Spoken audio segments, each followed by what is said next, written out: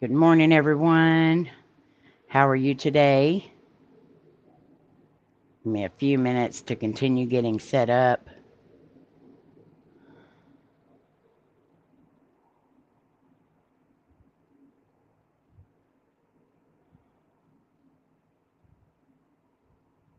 Okay.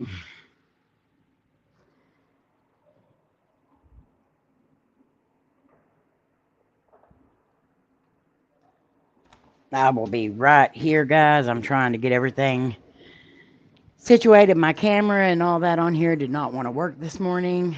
I don't know why, but it did not. It was like, nope, we ain't working today. Let me see. I want to get this a little bit bigger for you guys.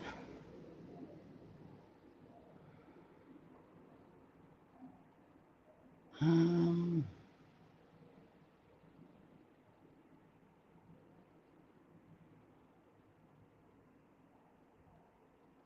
that's not it. There we go.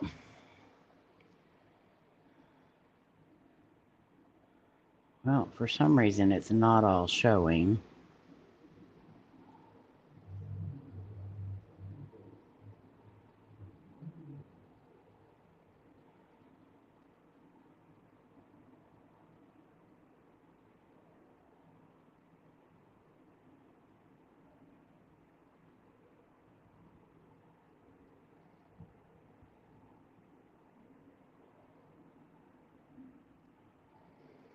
Okay, let me see where that's at. I don't know. It does not want to work with me today.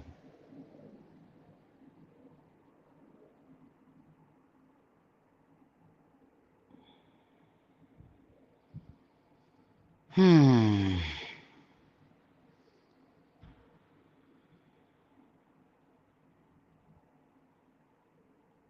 I've been trying all morning to get this thing going, and it just does not want to.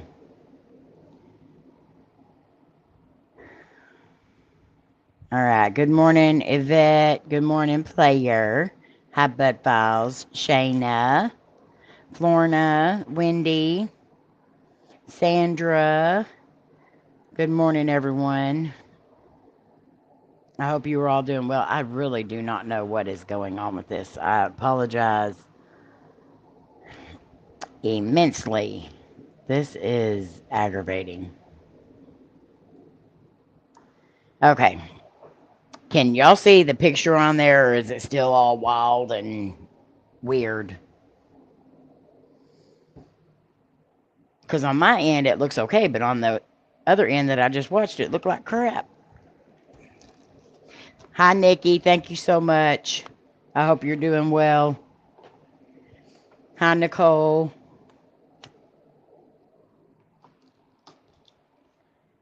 Okay, good. All right, because this is what we're talking about today. And let me tell you, you want plenty of coffee. You might want an alcoholic beverage because this one is a doozy.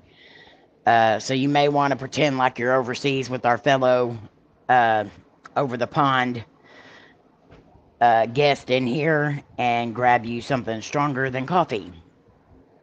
I have my coffee and my Diet Dr. Pepper.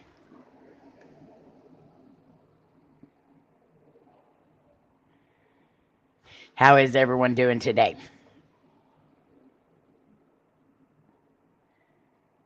I'm not joking, Nikki. This one made me, like the two cases that I'm doing, the one today and the one I'm supposed to do Friday. I don't even know if I'm gonna be able to do the one on Friday because I may have to change it up because it just disgusts me so bad.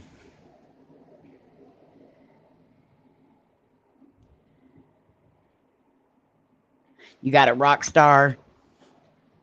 I cannot drink energy drinks for the life of me. As soon as I take like two drinks out of one, my heart feels like it's about to explode. I think I'm wired enough as it is. So, like, if I add any extra, but of course, I do drink a crap ton of Diet Dr. Pepper every day. So,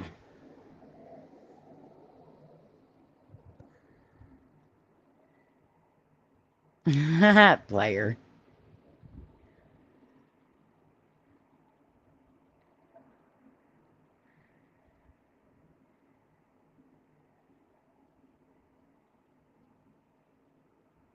How's the fan sound? Is it okay? I know I ask y'all every time if it sounds bad or not because I'm not going to turn it off. If I turn it off, then, like, I'm going to melt.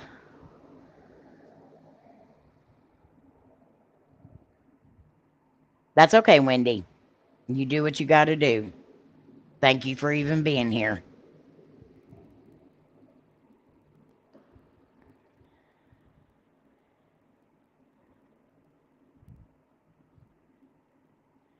All right, so um, I already got some crappy news, pretty much.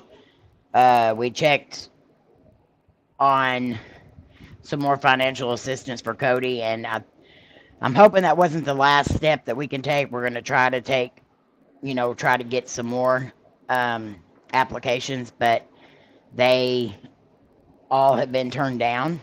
For one, the closest place to us that does all this is an hour away either way, and you have to live in those counties. Well, we can't afford to live in those counties. They are just outrageous, and although it would probably be cheaper than the actual stuff itself, because they're saying that this could cost up to $110 per day for the wound vac. Now he's going to need them on both legs, so the wound vacs can run up to $110, $111 a day to run, and it could take up to how long did they say? 18 weeks for them to get to the point where we don't need the wound vacs. It could take anywhere from 6 weeks to 18 weeks.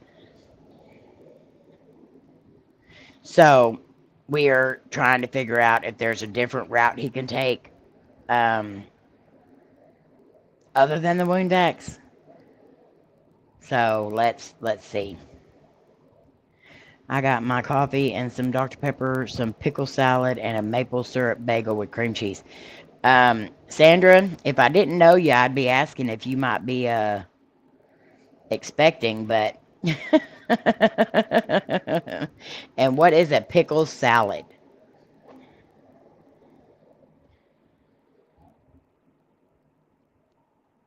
I love pickles, so that might interest me a little bit.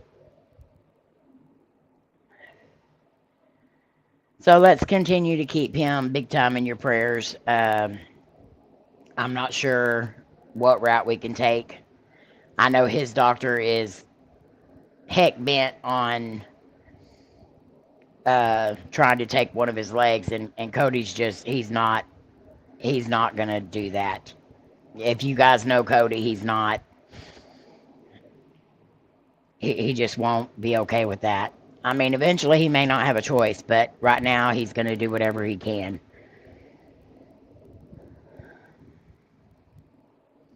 But me and Layne were figuring it out last night, and this whole thing could cost up to around $30,000. That we just, you know, we've never had $30,000, and I don't see us having that anytime soon unless we win the lottery or something. And I can't even afford to buy a ticket, so. But thanks to a certain angel yesterday, we were able to get him some more wound care stuff that we were out of, and so that was scaring me bad. But we got that covered for a little bit. So, but he has been in a lot of pain the last week.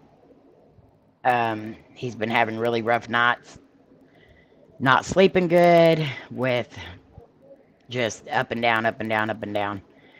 And so when he does sleep, I let him sleep. So today he was sleeping this morning, so I just let him sleep, and I came to my mom and dad's to do my live stream and stuff. And when he gets up and around, then he can come here too. But I didn't want him to. I wanted him to sleep. Well, it's more cucumbers with mayo. I'm expecting some fun. Is all watching this, Sandra. Well, you may not want to eat while you're watching this one. This one's pretty graphic and pretty gory, so that's why the viewer discretion advised deal is up there. And I promise you, this one is definitely viewer discretion. If you have kids around, they probably do not need to hear a lot of this because sometimes it gets a little graphic. And I'm going to try to find words to go around some of the words that we're not allowed to say. So if you don't understand what I'm saying, just ask and I'll kind of try to clarify it. But most of you will get what I'm saying. But I want to do our prayer list. And I want to thank everybody that has been praying for Kimberly Adair, for her brother, who has been missing for a long time now. Unfortunately, they did find his remains yesterday, and so there's still a lot of questions and stuff around it. So, everybody just please show Kimberly a lot of support and love and compassion and send lots of prayers for her family. I'm not going to go into a lot of the details because that's not my place, but just continue to keep her in your prayers and that they find answers to what happened. And also continue to keep her in your prayers for her health as well. Please keep us in your prayers. My oldest daughter, Victoria. My mom and dad, they're getting their van worked on again tomorrow. They just got several things done to it. And then the alternator and the battery went kaput 2 days after they got it fixed. Their AC fixed and new tires put on. So they had heck with this vehicle. Continue to pray for Twinkie's mom and dad and all of Twinkie's family and her as well. Steph Layne, Debbie McWaters and her family.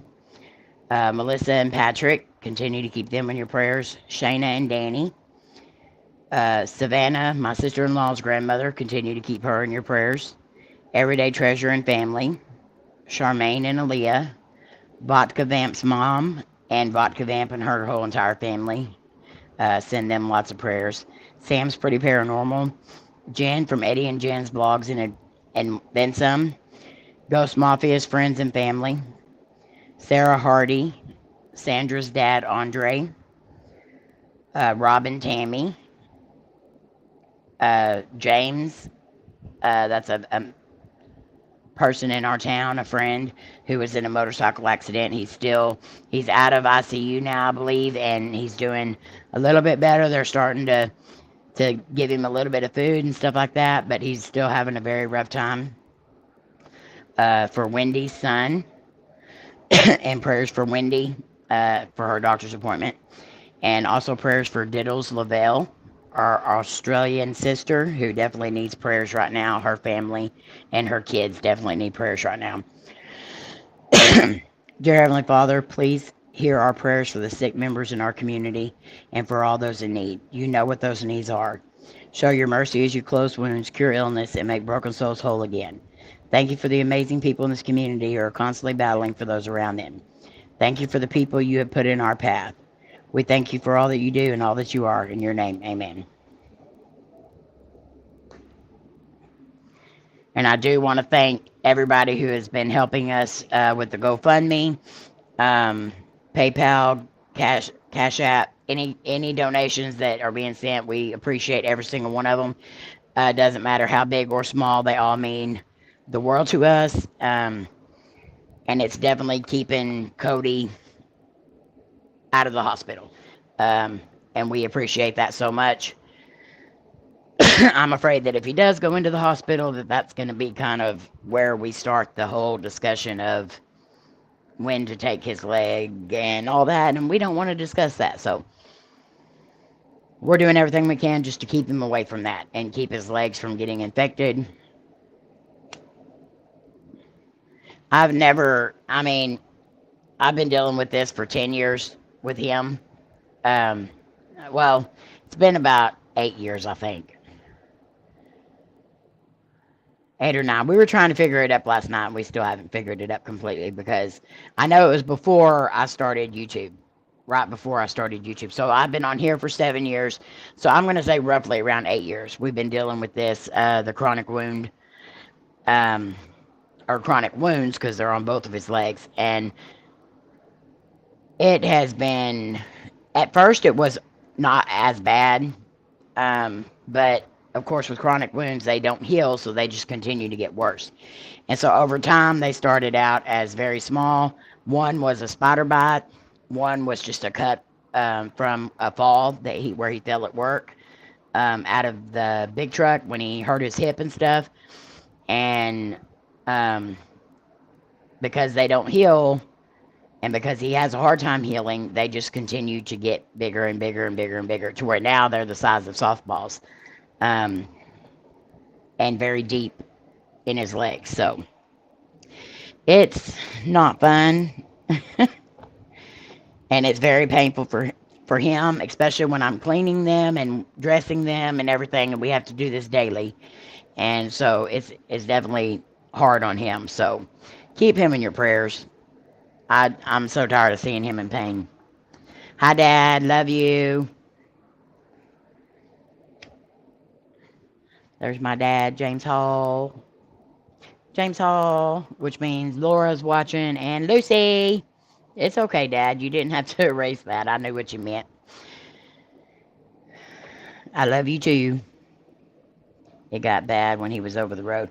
It got bad before that, but because Kodi, that's all he's done. That's pretty much all he's done is a truck driver. And so that definitely made it worse because his legs were constantly swelling and then going down, then swelling, then going down. So that, that takes a toll. And fortunately, his legs are not swelling like they were. He still has days where it does, but not that bad. All right, so this one right here happened, this thing that we're going to discuss today happened in Houston, Texas. And I have never heard about it. And of course, one of my admins, Debbie, she sent me this case and I started researching it and I was like, wow, I've never heard of this. And it's all part of the fact that the county that it happened in wanted to keep it kind of hush-hush. It's also that John Wayne Gacy, of course, happened a couple of years after this. And so he kind of took the media and everything like that. And so it's crazy. It's crazy that a lot of these serial killers and everything that we don't hear of until we go searching for them or if we see them on another true crime episode. But this guy, let me tell you, you're gonna be disgusted by him, definitely. And I'm gonna get as far as I can on this. I know there's a lot of info, so we're gonna try to get as far as I can. But this guy, his name is Dean Corll. He's also known as the Candyman, the Pied Piper, and I know there's another killer named the Pied Piper that we're going to discuss next week, who is actually related to one of our close friends and one of our viewers. So, but he had several different names, and just wait. You're gonna. I think this is probably one of the worst ones that I've seen. So, Dean Arnold Corll. He was born December 24th, 1939. American serial killer, sex offender, who abducted, taped, tortured, and murdered a minimum of 28 teenage boys and young men between 1970 and 1973 in Houston and Pasadena, Texas. He was aided by 2 teenage accomplices. I cannot talk today, I'm sorry. David Owen Brooks and Elmer Wayne Henley. The crimes, which became known as the Houston mass murders, came to light after Henley fatally shot Corll. Upon discovering the case was considered the worst example of serial murder in the United States history. Corll's victims were typically I'm sorry, I can't read y'all.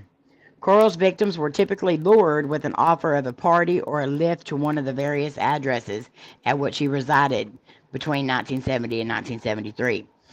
They would then be restrained either by force or deception, and each was killed either by strangulation or shooting with a .22 caliber pistol.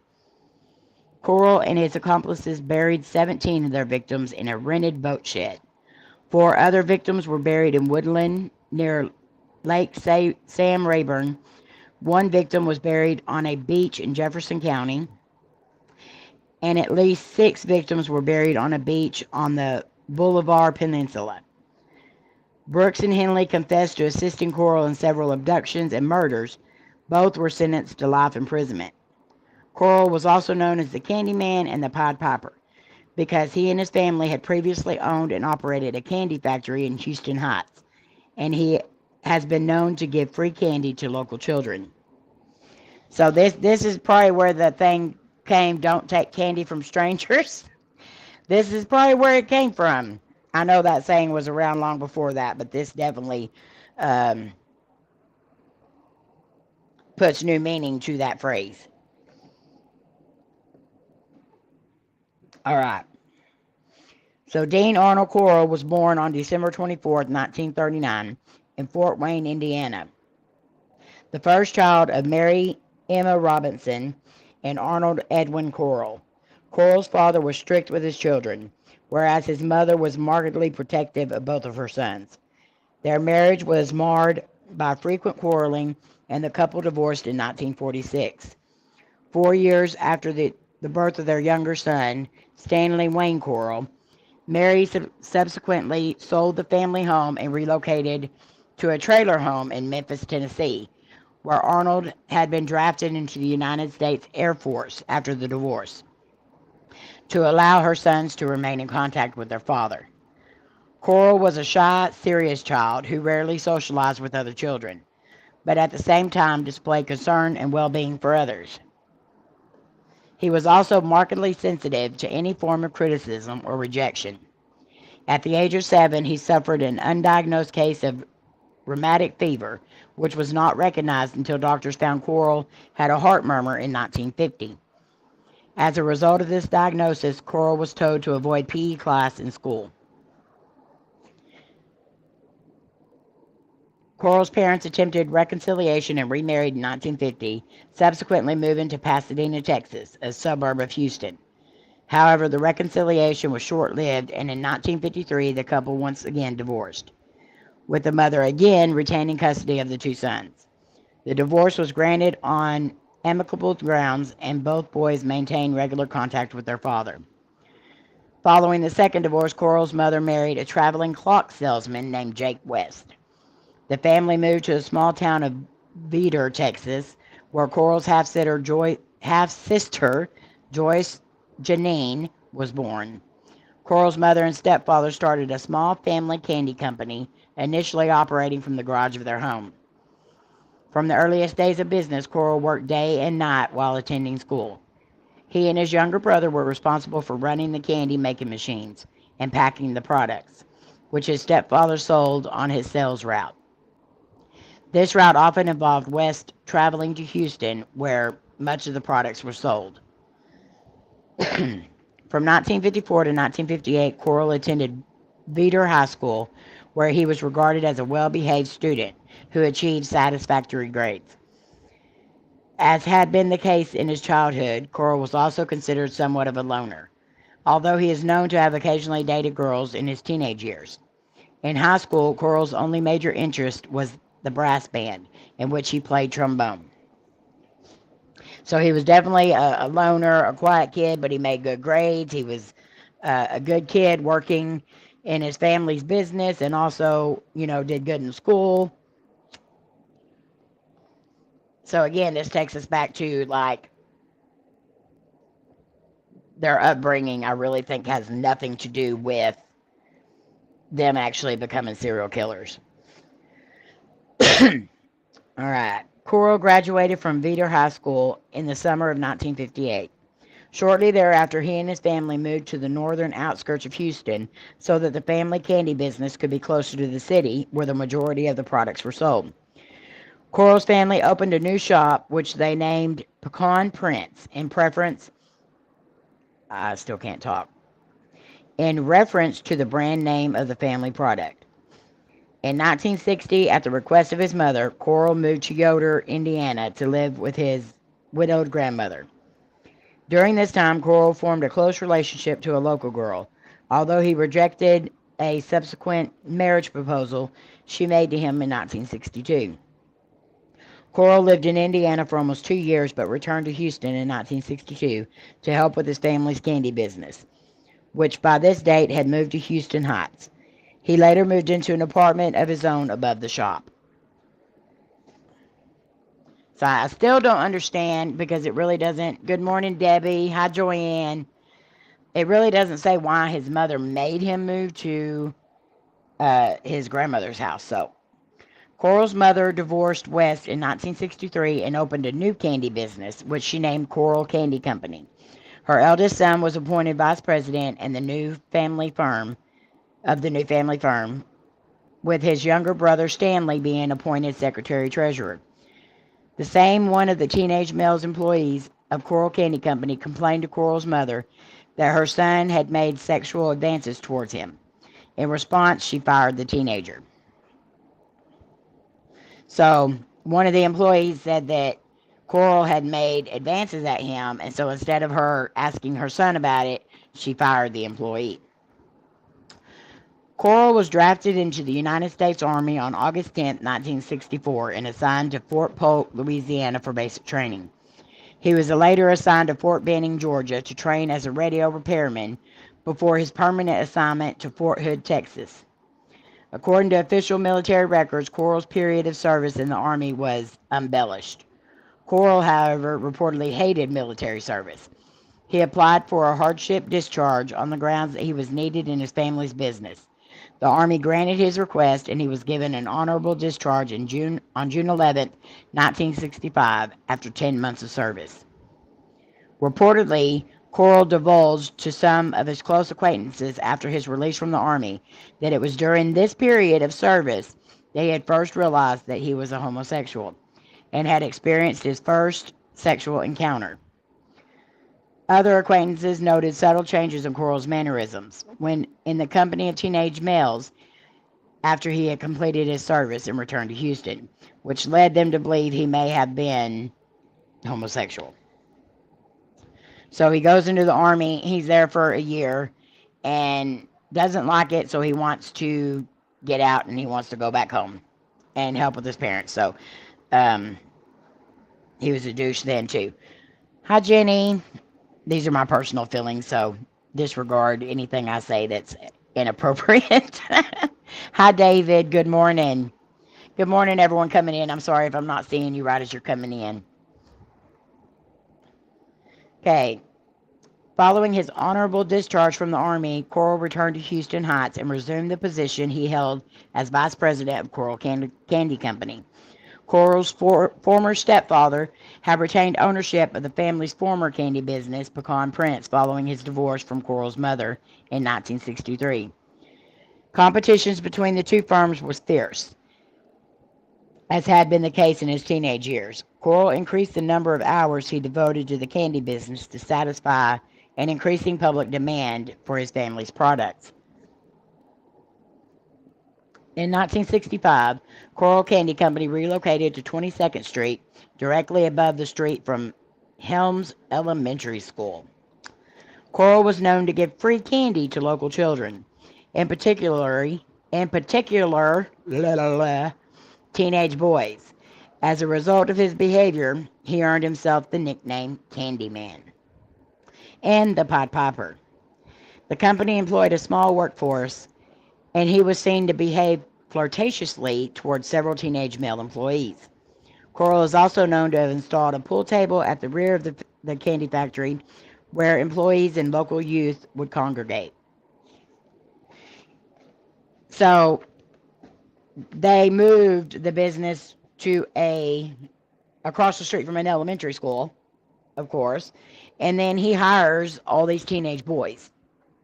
That should have been a huge red flag, especially when he's flirting with them. People didn't see this. For one, they're teenagers. They're your employees. That should have been something they caught. In 1967, Corll befriended 12-year-old David Owen Brooks, then a bespectacled sixth-grade student and one of the many children to whom he gave free candy. Brooks initially became one of Corll's many youthful companions, regularly socializing with Corll and various teenage boys who congregated at the rear of the candy factory. He also joined Corll on a regular trips he took to South Texas beaches in the company of various youths, and later commented that Corll was the first adult male who did not mock his appearance. Whenever Brooks told Corll he needed cash, Corll gave him money, and the youth began to view Corll as a father figure. Upon Corll's urging, a sexual relationship gradually developed between the two, beginning in 1969. So 1967, he was 12 years old. So in 1969, this began, so he was 14. Corll paid Brooks in cash or with gifts to allow him to perform stuff on the youth. Not to have stuff done to him, but to be able to do stuff to the young man. Brooks' parents were divorced. His father lived in Houston, and his mother had relocated to Beaumont, a city 85 miles east of Houston. In 1970, when he was 15, Brooks dropped out of Waltrip High School and moved to Beaumont to live with his mother. Whenever he visited his father in Houston, he also visited Corll, who allowed him to stay at his apartment if he wished. Later the same year, Brooks moved back to Houston. By his own later admission, Brooks began regarding Corll's apartment as his second home. By the time Brooks dropped out of high school, Corll's mother and his half-sister Joyce had moved to Colorado after the failure of her third marriage and the closure of Corll Candy Company in June 1968. Although she had often talked to her oldest son on the telephone, his mother never saw him again. Following the closure of the candy company, Corll took a job as an electrician at the Houston Lighting and Power Company, where he tested electrical relay systems. He worked in this employment until the day of his death. All right, so here's where we're going to start getting very graphic. So trigger warnings, everyone. I'm warning you now, viewer discretion is most definitely advised. This one is definitely disgusting. All right, so between 1970 and 1973, Corll is known to have killed a minimum of 28 victims. All of his victims were males aged between the ages of 13 and 20, the majority of whom were in their mid-teens. Most victims were abducted from Houston Heights, which was then a low-income neighborhood northwest of downtown Houston. In most of these abductions, he was assisted by one or both of his teenage accomplices, David Owen Brooks and Elmer Wayne Henley. Several victims were friends of one or both of Corll's accomplices. Others were individuals with whom Corll had himself become acquainted prior to their abductions and murder. And two other victims, Billy Bala and Gregory Winkle, were former employees of Corll Candy Company. So, these two young men, he convinced to bring him his friends, their friends. So, they had young male friends. He somehow convinced these boys to pretty much have their friends killed. They knew what was going to happen to these boys once he had them in his possession. But yet they still brought them to him. Corll's victims were usually lured into one of either of the two vehicles he owned, a Ford Econoline van and a Plymouth GTX, or a 1969 Chevrolet Corvette. He is known to have purchased for Brooks in the early 1971. The enticement was typically to offer a party or a lift, and the victims would be driven to Corll's house. At Corll's house, the youths would be plied with alcohol and other drugs until they passed out.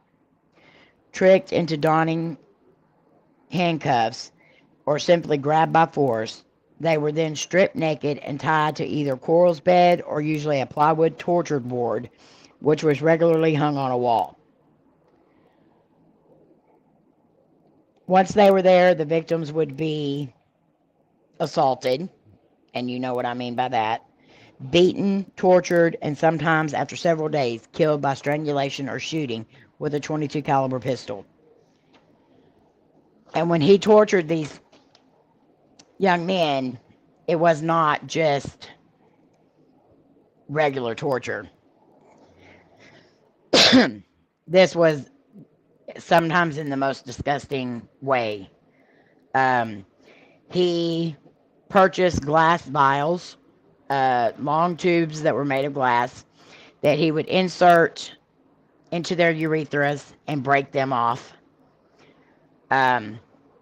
He would rip out their pubic hair one at a time, usually using his teeth or a pair of pliers or his fingernails. One boy made him so mad that he bit off his scrotum while the boy was awake. And he would beat these boys and assault them with objects. And he would do this for days on end.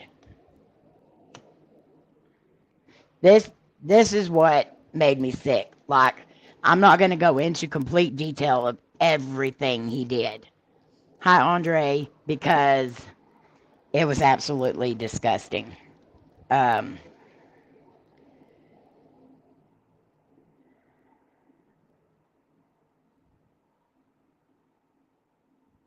Let's see. All right, so the boys would often be put into plastic sheeting and buried in one of four places: the rented boat shed, the beaches, or woodland area near Lake Sam Rayburn. His family owned a lakeside cabin there, and so he would bury them out there. In several instances, Corll forced his victims to either phone or write to their parents with an explanation for their absence in an effort to keep their parents from looking for them. So he would have his victims write letters to his family. So they knew they were going to die. Could you imagine that type of fear? They knew they were going to die, and they had to write a letter to their family saying that they would not be home. They ran away or something like that, just so their family would not come looking for them. Good morning, Sam. And yes, it is. This one's a doozy, let me tell you. So he would make them call. Could you imagine making that phone call? Generally with a gun to their head. And he would keep stuff of the victims, usually either a keychain or some kind of something they had in their pockets as memorabilia. So during the years in which he abducted and murdered his victims, Corll often changed his address. However, until he moved to Pasadena in the spring of 1973, he always lived in or close to Houston Heights. So he would constantly change his address, especially if someone started getting suspicious in that area. And to keep it quiet, or to keep anyone from hearing, he would gag his victims, or he would turn up the stereo really loud. Hi, Shawn. Good morning. Corll killed his first known victim, an 18-year-old college freshman named Jeffrey Conan, on September 25th, 1970.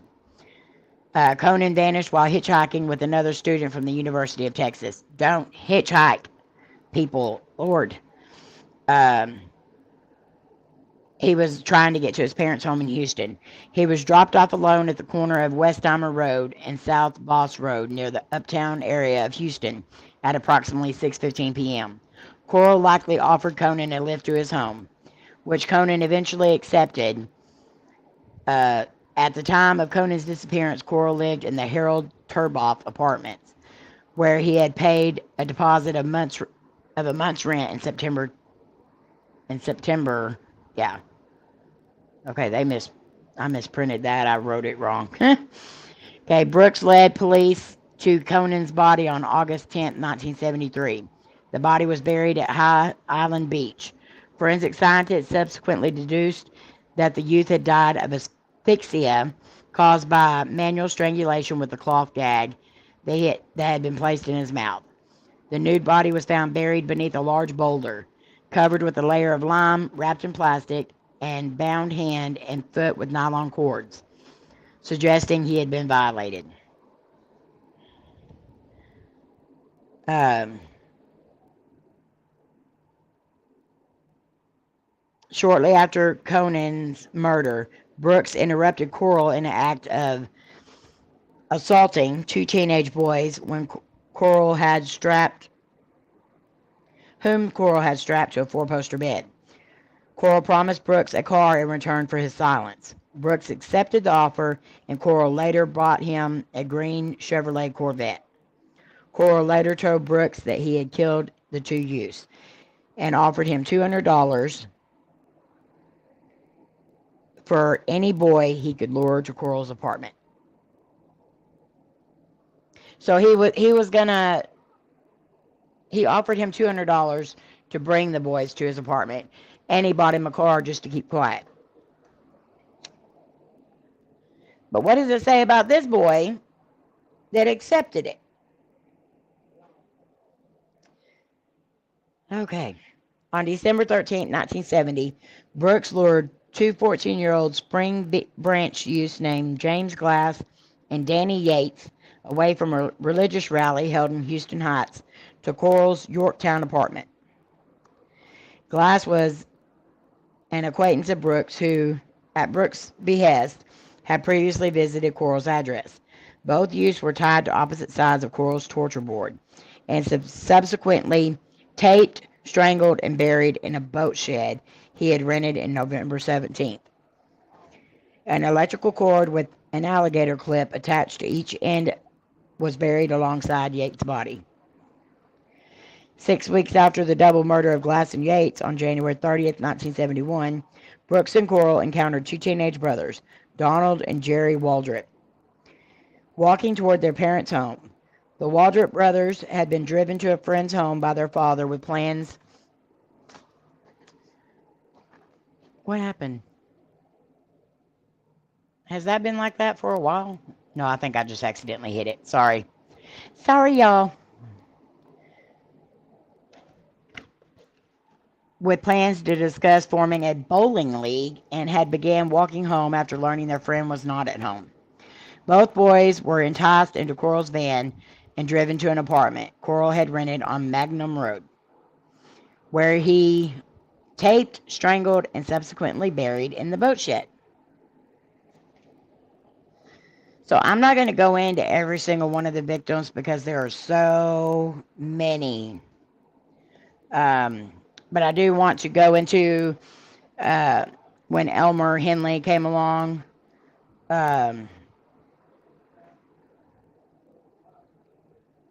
Let's see. So in the winter of 1971, Brooks encountered Wayne Henley. He later introduced him to Corll. Henley likely was lured to Corll's address as an intended victim. However, Corll evidently decided the youth would make a good accomplice and offered him the same fee of $200 for any boy he could lure to his apartment, informing Henley that he was involved in this is what he called it, a white slavery ring operating in Dallas. Henley later stated that for several months he ignored Corll's offer, although he did maintain an acquaintance with Corll and gradually began to view him as something of a brother-type person, whose work ethic he admired and in whom he could confide. In early 1972, he decided to accept Corll's offer because he and his family were in dire financial circumstances. Henley said the first abduction he participated in occurred during the time Corll resided at 925 Schuler Street, an address he moved to on February 19th. So you see, he constantly was moving around. Brooks later claimed that Henley became involved in the abductions while Corll resided at the address and he had accompanied immediately prior to Schuler Street. If Henley's statement is to be believed, the victim was abducted from the Heights in February or early March 1972.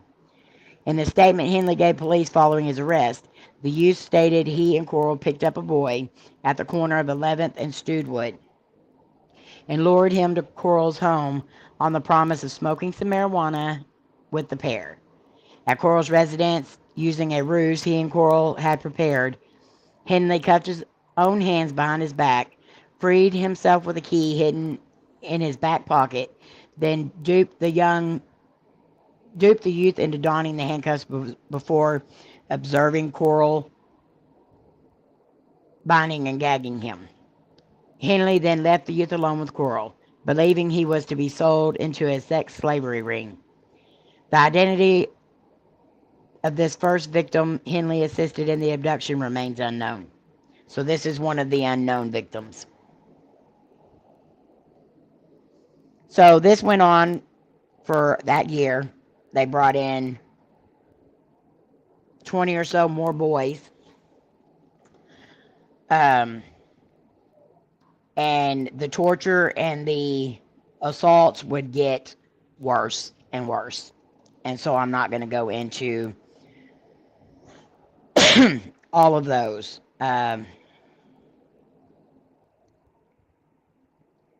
But I do want to get to, and in this time after this, he had moved like 3 or 4 more times because he kept getting,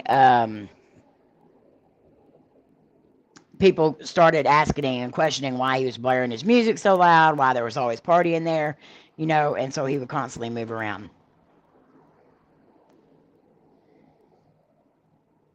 And so there was about 20 more boys at this time that he did. And in July of 1973, Brooks married his pregnant fiancée. So Henley became Corll's sole procurer of victims because Brooks didn't want to have anything else to do with it at that time because he was expecting a child. And so I guess now he became a martyr. On August 3rd, 1973, Corll killed his last victim, a 13-year-old boy from South Houston named James Dramala. Dramala was abducted by Corll while riding his bike in Pasadena and driven to Lamar Drive upon the pretense of collecting empty glass bottles to resell. At Corll's home, Dramala was tied to Corll's torture board, taped, tortured, and strangled with a cord before being buried in the boat shed. Brooks later described Dramala as a small blonde boy for whom he had bought a pizza and in whose company he had spent 45 minutes at Corll's home before the youth was attacked.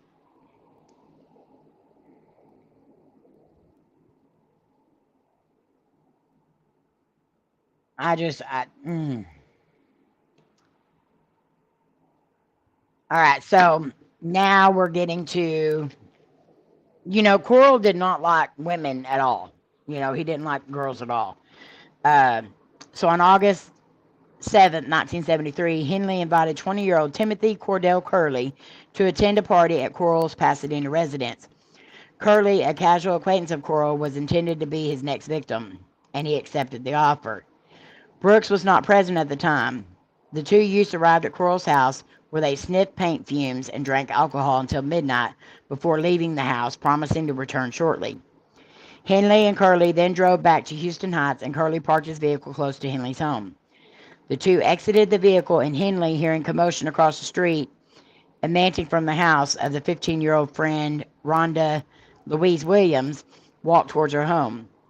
Williams, nursing a sprained ankle, had been beaten by her drunken father that evening and accepted Henley's invitation to join him and Curley at Corll's home. Williams climbed into the back seat of Curley's Volkswagen. The trio then drove to Corll's Pasadena residence. At approximately 3 a.m. in the morning of August 8th, Henley and Curley, accompanied by Williams, returned to Corll's residence. Corll was furious that Henley had brought a girl to his house, telling him in private that he had ruined everything. Henley explained that William had argued with her father that evening and did not wish to return home. Corll appeared to calm down and offered the trio beer and marijuana. The three teenagers began drinking and smoking marijuana, with Henley and Curly also sniffing paint fumes as Corll watched them intently. After approximately 2 hours, Henley, Curly, and Williams each passed out. Henley awoke to find himself laying on his stomach and Corll snapping handcuffs onto his wrist. His mouth had been taped shut and his ankles had been bound together. Curly and Williams lay beside Henley, securely bound with nylon rope, gagged with adhesive tape, and laying face down on the floor. Curly had been stripped naked. Noting Henley had woke up, Corll removed the gag from his mouth. Henley protested in vain against Corll's actions, whereupon Corll reiterated that he was angry with Henley for bringing a girl to his home, and that he intended to kill all three after he assaulted and tortured Curly, initially saying, "Man, you blew it bringing that girl. I'm going to kill you all, but first I'm going to have my fun." And then he repeatedly kicked Williams in the chest before placing a transistor radio between her and Curly and turning the volume to maximum. So the girl, he just repeatedly kicked her in the chest because he didn't want a girl in his home. Corll then lifted Henley to his feet, dragged him into the kitchen, and placed a .22 caliber against his stomach, threatening to shoot him. Henley calmed Corll down, promising to participate in the torture and murder of both Williams and Curly if Corll released him. After approximately 30 minutes of discussion, Corll agreed and untied Henley, then carried Curly and Williams into his bedroom and tied them to opposite sides of his torture board. Curly on his stomach, Williams on her back. When he removed the adhesive tape from Curly's mouth before informing him of his intentions to look up, he began inhaling paint fumes from a paper bag. I did not say a part in there on purpose. Corll then handed Henley a hunting knife and ordered him to cut away Williams' clothes, insisting that he would tape and kill Curly. Henley would do likewise to Williams. Henley began cutting away Williams' clothes as Corll undressed and began assaulting and torturing Curly. Both Curly and Williams had awakened by this point. Curly began writhing and shouting at Williams, whose gag Henley had removed, lifting her head and asking Henley, "Is this for real?" To which Henley answered yes. Williams then asked Henley, "Are you going to do anything about this?" Henley then asked Corll whether he might take Williams into another room. Corll ignored him, and Henley then grabbed Corll's pistol, shouting, "You've gone far enough, Dean." As Corll clambered off Curly, Henley elaborated, "I can't go on any longer. I can't have you kill all my friends." Corll approached Henley, saying, "Kill me, Wayne." Henley stepped back a few paces as Corll continued to advance upon him, shouting, "You won't do it." Henley then fired at Corll, hitting him in the forehead. The bullet failed to fully penetrate Corll's skull, and he continued to lurch towards Henley, whereupon the youth fired two more rounds, hitting Corll in the left shoulder. Corll then ran out of the room, hitting the wall of the hallway. Henley fired 3 additional bullets into the lower back and shoulder as Corll slid down the wall in the hallway outside the room where the 2 teenagers were bound. Corll died where he fell, his naked body facing the wall. Henley will recall that immediately after he shot Corll, the sole thought in his mind was that Corll would have been proud of the way he had behaved during the confrontation, adding that Corll had been training him to react quickly and forcefully, and that was exactly what he had done. After Corll had been shot, he and Curly began weeping. After Henley had shot Corll, he and Curly began weeping as Curly repeatedly thanked him for saving his life. Henley then released Curly and Williams from the torture board, and all 3 teenagers dressed and discussed what actions they should take. Henley suggested to Curly and Williams that they should simply just leave, to which Curly replied, "No, we should call the police." Henley agreed and looked up the number to the Pasadena Police Department in Corll's telephone directory. At 8:24 on August 8, 1973, Henry placed the call to the police department.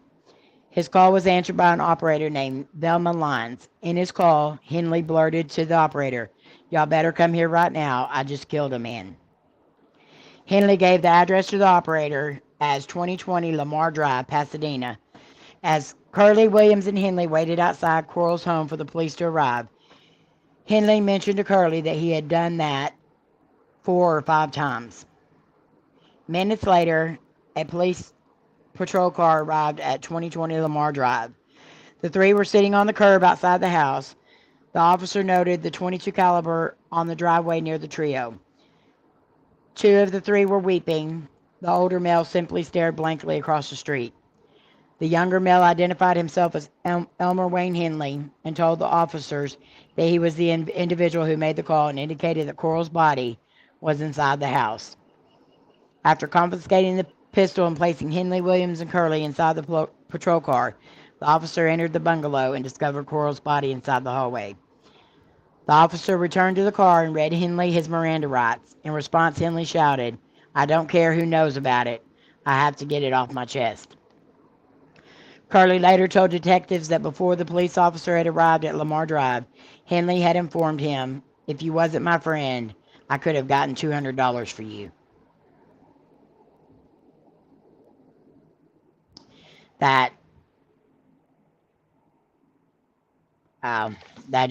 shocked me. So he was arrested, and the other boy was arrested that helped in all this. Now, the police wanted to know where all the bodies were. So they start telling them that they're under the boat shed, they're at the 2 beaches, they're at the cabin. And so instead of a police force coming and doing this on their own, they brought in inmates who were untrained and gave them metal shovels, and they had them digging up these remains, which they were cracking body parts, they were breaking bones, they were mixing up all the bones. So this made the job 100 times harder. So in all, 29 victims were found fully that they could identify. But there were several other bones that did not belong to any of the bodies. So there was way more than 29. But because 30 was the top running amount of victims from a serial killer, the mayor and the town council did not want any more bodies found, because they didn't want to be known as the town that had the most killings from a serial killer. So they stopped it at 29, even though there were hundreds of boys missing at that time. And these boys were called the Lost Boys of Houston, because so many teenage boys come up missing. Now, Corll definitely killed boys before he got his accomplices. So the accomplices knew of, and they stated they knew of more than 29. But that's all they accounted for, all the town accounted for. The other 2 accomplices, they both received life sentences in 6 murders. They received 6 life sentences to be served, simultaneously, yeah, because you can only serve 1 life sentence. That were not given the death penalty. I don't understand that, because in Texas, we have the death penalty. We use it. So I don't understand why they didn't get the death penalty. Because a lot of the stuff that they did was just disgusting. But they did find a lot of the bodies, 29 in total. And on August 13th, the grand jury convicted the 2 boys of the 6 murders that they were tried for, and they got life sentences. And of course, Corll is dead. I could not believe how many victims there were. Let me see if I can show you this picture. I'm not sure if it'll come up or not. See, this is the inmates digging up all the bodies while all these other people just stand around taking pictures, They want to get awarded the credit for catching the criminal, even though they didn't catch the criminal. The boy pretty much turned himself in after he shot the actual person who killed all the people. They wanted to take all the... Oh, that's not it. I don't think I can get back to...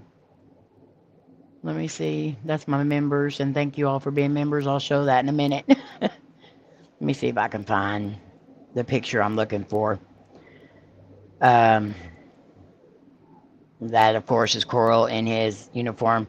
This is the torture board that they found that he would chain people to. And when they said the torture board, so he would have one person on this side of the torture board, then he would have another one strapped to the other side of the torture board. So this was made of wood, for one, and if he had it laying down, one of the people that was chained to it would be underneath it. So that is just appalling.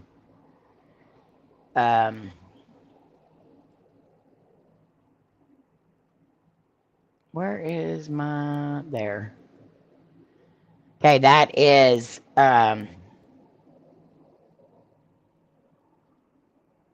Henley, showing them where the bodies is. Henley also asked for parole, and he was denied. This is an interview he was giving. He was denied parole. This is a picture that they found, and this is not one of the boys that they found, but this is a boy tied up in handcuffs, and you can see the fear in his face. This is an actual photo they found in Corll's home. So they know that there are more victims. They just would not say that there was more victims. And this boy's body was never found.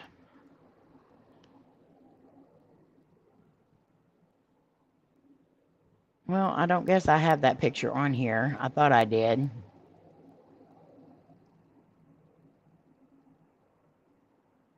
Nope, I don't. So I'm just going to leave this up here so everybody can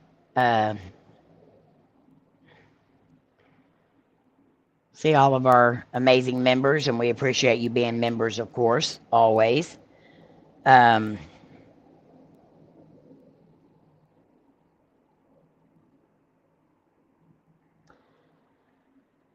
sure that's the case, Debbie. It just still made me so angry. It always does make me angry in those cases like that.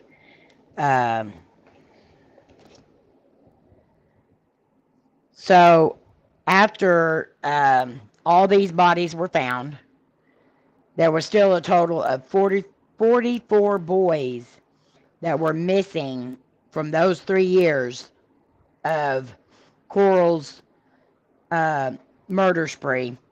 There were still 44 boys unaccounted for. And they would find just like an arm bone, a pelvic bone, they would find different bones all over, but they couldn't identify several of them. And they were still finding bones up to 3 and 4 years later. But they did not put that on Corll because, of course, they didn't want that known for their town. But when John Wayne Gacy come along, which was 3 years later, his total went over 30, and so then it was okay. His was, 34, 35? Then it was okay because they had somebody that was a lot more. But John Wayne Gacy even says Corll was one of his mentors, that he looked up to Corll and the way he did things. Just horrible. Horrible, horrible, horrible. Just, it's disgusting. It is so disgusting. I just don't understand it. So if anybody came in that I did not say hello to, I'm so sorry. Hi, Andre. I was trying to get that out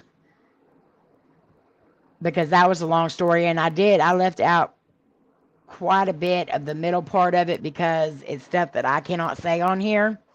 So you can imagine how graphic and disgusting it actually is. There are several documentaries about this case. I just can't express enough how disgusting this man was. And his accomplices, you know, they are just as bad. They gave him the victims. They were his friend, their friends. You know, I would hate to be that kind of a friend to somebody that you would take $200 for my life.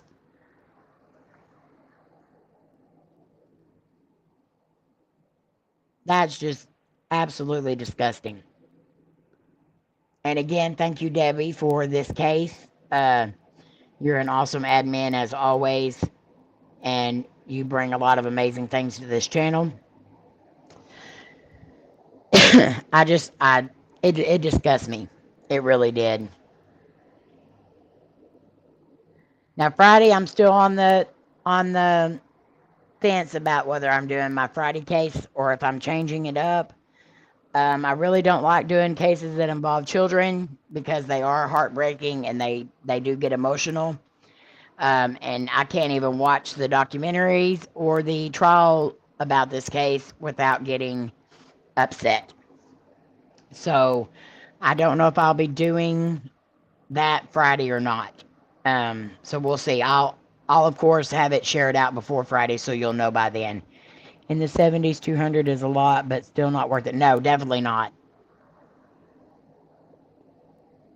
Yes, this month's featured channel, or this bi-weekly featured channel, is Shawn Kodi. So next Monday, we will have another channel drawn. So if you haven't went and commented on that post on the Facebook group, Conversation with the Curious, go over there and check it out, and invite 5 friends to the group after you've joined, of course, and then comment done down below, and I will add you to the wheel, and we'll see. If you don't have a channel, that's okay, because you can put your favorite channel on there. This week, or this time, Kimberly Lemon's one, and one of her favorite channels is Shawn Kodi, and so she added him as her shout out. So definitely check out Shawn Kodi's channel. You won't be sorry. He has a great channel, great person, and we love him to death.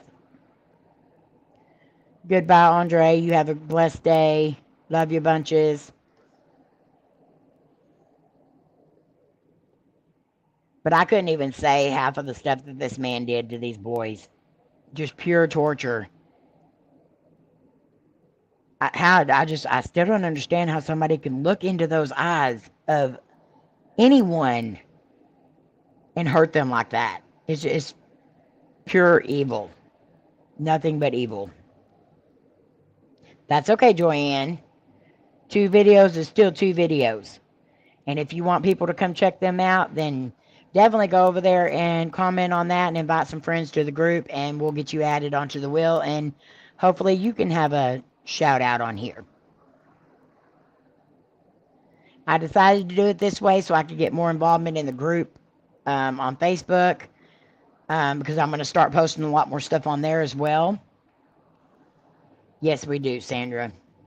Shawn is an amazing person.